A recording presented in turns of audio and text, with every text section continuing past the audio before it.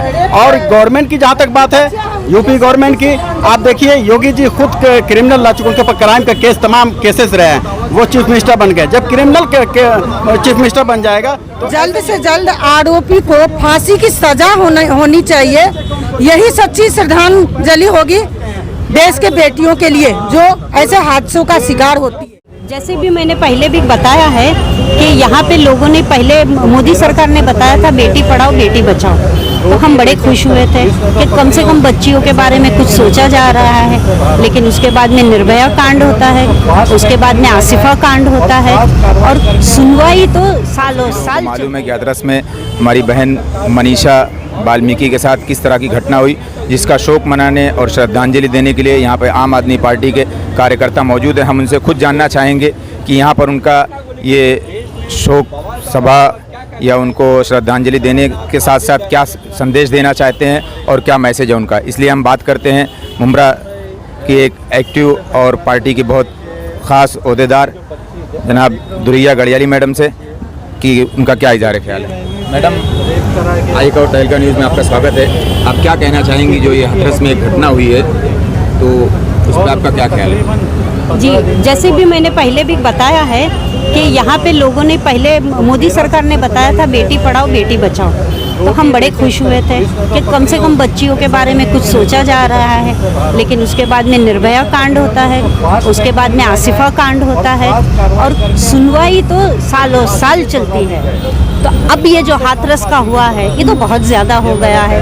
एक दलित बच्ची की ज़बान काट दी जाती है, रीढ़ की हड्डी तोड़ी जाती है और उसको मरने के लिए छोड़ दिया जाता है, तो ये कहाँ का इंसाफ है? योगी की सरकार के अंदर ये सब अगर चलता रहा तो योगी जी बराए मेहरबानी आप पद छोड़ दीजिए। ये आपके बस की बात नहीं है कि आप कुछ कर सके, और अगर आप कुछ कर सकते हो तो जल्द से जल्द कातिलों को गिरफ्तार कीजिए तो और उनको फांसी की सज़ा दिलवाइए, तो हमको ये खुशी होगी और हम ये सोचेंगे कि हाँ योगी जी ने कुछ किया है। नहीं तो आप पद से इस्तीफा दीजिए। मैडम, उधर एक और तहलका में आपका स्वागत है। आप बताएंगे जिस प्रकार ये घटना घटी है और यूपी सरकार ने, दुरिया मैडम ने बहुत सारी बातें बताई किस प्रकार प्रशासन वहाँ पे नाकाम रहा है, और उसमें जो सबसे मेन बात रही, जो हमको खबर मिली कि वहाँ पे पुलिस ने उनके घर वालों को आखिरी रस्म जो होती है मतलब उनका वो भी नहीं करने दिया। उस बारे में आप क्या कहेंगे? पहले तो मुझे बात करने के लिए मौका देने के लिए आप लोगों का धन्यवाद।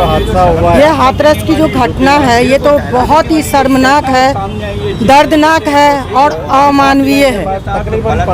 गवर्नमेंट बच्चियों को प्रोटेक्शन नहीं दे पा रही है, खासकर यूपी में तो बहुत ही ज़्यादा ये सब घटना होने लगी है, और इसे गवर्नमेंट, वहाँ की गवर्नमेंट जो कि योगी सरकार तो संभाल नहीं पा रही है। उनको कुछ ऐसा कानून बनाना चाहिए जिससे बेटियों को सुरक्षा मिले। एक तरफ तो गवर्नमेंट बोलती है कि बेटी पढ़ाओ बेटी बचाओ, पढ़ने के लिए बेटी तो जाएगी, स्कूल जाएगी, कॉलेज जाएगी, लेकिन वो सेफ से घर आएगी क्या नहीं आएगी उसका तो कोई गारंटी नहीं है। बच्चियां बाहर जाती है तो बाहर में उसके साथ में हादसे हो जाते हैं, और वहाँ की पुलिस, एक माँ का दर्द तो एक माँ ही समझ सकती है। वहाँ की पुलिस जरा भी उनके दर्द को भी नहीं समझ पाई। उन्होंने आंचल फैला के अपनी बेटी के अंतिम विदाई के रस्म करने के लिए बच्ची को मांगा कि मैं अपने घर से विदा करूं बच्ची को, लेकिन फिर भी वहाँ की पुलिस ने उनको सुपुर्द नहीं किए, आखिरी रस्म तक नहीं करने दिए।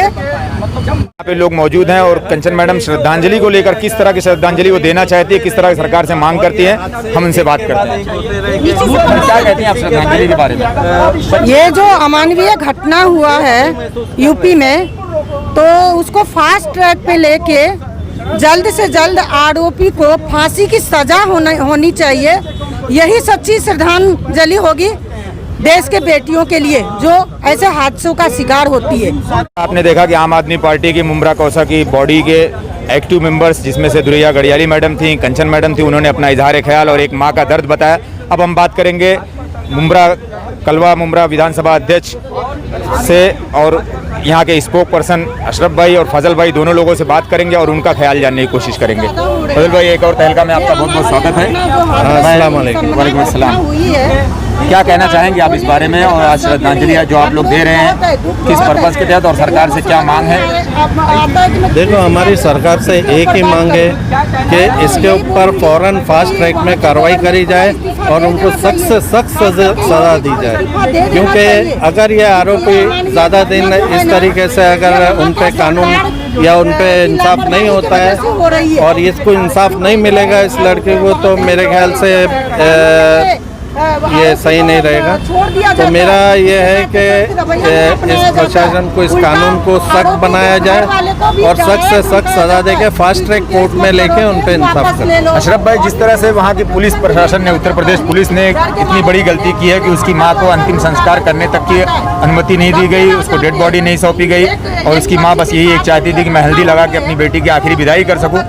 तो उत्तर प्रदेश सरकार को पुलिस के साथ, जो कि रेपिस्ट जो है या जो बर्बरता की है, उन लोगों को तो सज़ा मिलनी चाहिए।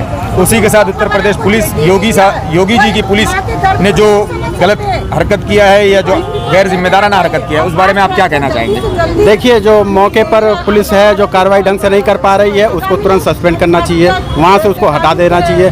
दूसरी चीज़ ये है कि जो चारों रेपिस्ट हैं उनको जल्द से जल्द फांसी देनी चाहिए। इसके नीचे कोई इनके खिलाफ नहीं, फांसी के अलावा कोई चीज़ नहीं होगी। जब तक इनको फांसी नहीं दी जाएगी, इसी तरह से रेप होते रहेंगे, इस पर सुधार नहीं होने वाला है। और गवर्नमेंट की जहाँ तक बात है, यूपी गवर्नमेंट की, आप देखिए योगी जी खुद क्रिमिनल ला चुके, उनके ऊपर क्राइम का केस, तमाम केसेस रहे हैं, वो चीफ मिनिस्टर बन गए। जब क्रिमिनल चीफ मिनिस्टर बन जाएगा तो ऐसे ही होगा। एक स्वच्छ सरकार बननी चाहिए। अगर ये नैतिक इनकी जिम्मेदारी होती है कि अपने पद से तुरंत इस्तीफा दे दें, इसलिए कि बहुत सी घटनाएं हो चुकी है, किसी पर कंट्रोल नहीं है और एक जात का वर्चस्व होता जा रहा है, जबकि जात पात की राजनीति खत्म करनी चाहिए। ये आरएसएस की मानसिकता है कि जो दलित को पैर की जूती समझते हैं। तो इस मानसिकता, तो ये थी हमारी आज की ग्राउंड रिपोर्ट, जो कि मनीषा वाल्मीकि बहन का जिस तरह उसके साथ निंदनीय घटना घटी और जिस प्रकार उत्तर प्रदेश पुलिस ने उसकी अंतिम संस्कार उनके घर वालों को ना करने दिया, उस बारे में आम आदमी पार्टी के कार्यकर्ताओं ने